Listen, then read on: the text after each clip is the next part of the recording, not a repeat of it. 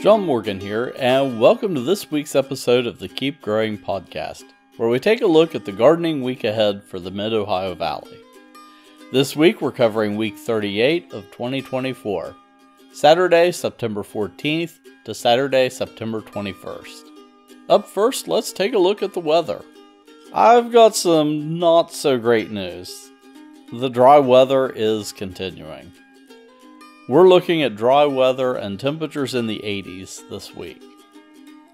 Tuesday, September 17th is the full moon. Traditionally, that's the time to plant root crops. According to the garden calendar this week, it's time to seed fall spinach and seed lettuce in high tunnels, plant shallots and potato onions, transplant winter sprouting broccoli, repot houseplants, and harvest pumpkins and early planted sweet potatoes. This week, let's dig a bit deeper into harvesting pumpkins. Timing is everything. You want to pick your pumpkins before the first hard frost, but also when they've had enough time to mature. Generally, this is around late September to early October in most regions. But how do you know if your pumpkin is ready? First, there's the color. Pumpkins should have their full vibrant color, whether that's orange, white, or any other variety you're growing. Next, check the skin. The skin should be hard and not easily punctured with a fingernail. If it dents, it's not ready. And finally, stem health. The stem should be green and firmly attached. If it's starting to dry out or turn brown, it's time to harvest. Now on to the harvesting process. Here's a step-by-step guide. First, prepare your tools. You'll need a sharp knife or pruning shears, or if you're growing some larger varieties of pumpkins, you might need a small saw. Next, cut the stem.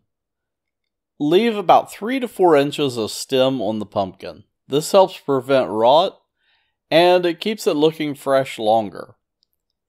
Cut it at a slight angle to help water run off. Then, be sure to handle your pumpkin with care. Pumpkins can be surprisingly delicate. Lift them from the bottom rather than the stem to avoid it possibly breaking off. And finally, clean up your pumpkin. Remove any dirt or debris. And if you're not using them immediately, store them in a cool, dry place with good ventilation. After harvesting, you want to cure your pumpkins to extend their life. The curing process is pretty simple. Place them in a warm, dry spot for about 10 days.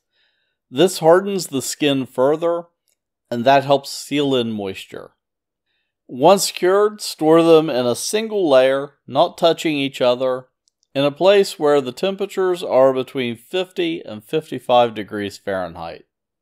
But what if you're growing pumpkins for more than just decoration? Here are some culinary tips. The first is pumpkin puree. For pies or soups, cut your pumpkin in half, scoop out the seeds, and bake it face down until it's soft, and then you can blend up or mash the pulp into a puree. Also, don't forget about the seeds. Clean them, toss them with oil and salt, and roast them for a tasty snack. And let's not forget, pumpkin farming isn't just about the harvest. It's about community, tradition, and sometimes just the sheer fun of it.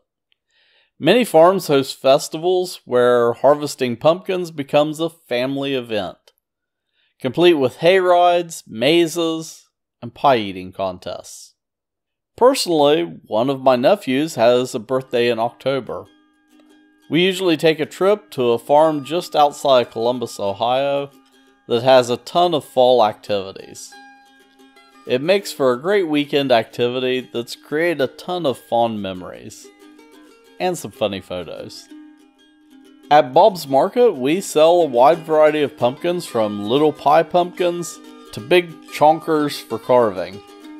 Stop by your local Bob's and pick out the perfect pumpkin. Later this fall, we're going to have a pumpkin-centric contest. Keep an eye out for more details on our website in the future, and of course, keep growing. For full show notes and a transcript, visit bobsmarket.com/keepgrowing. Send your questions, comments, and smart remarks to keepgrowing@bobsmarket.com.